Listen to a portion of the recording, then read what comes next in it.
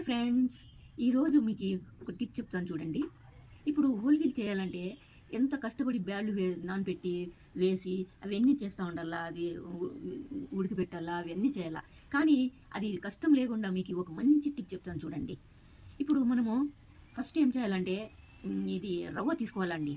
రవ్వ తీసుకొని బాగా దాన్ని కొంచెం వేయించాల. వేయించిన తర్వాత నూనె వేసి కానీ నెయ్యిలో కానీ వేయించాలి.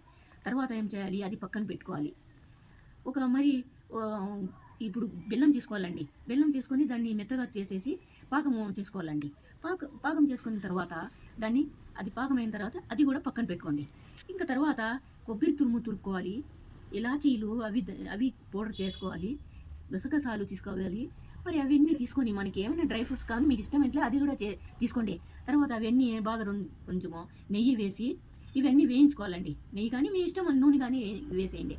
తర్వాత బాగా వేయించుకొని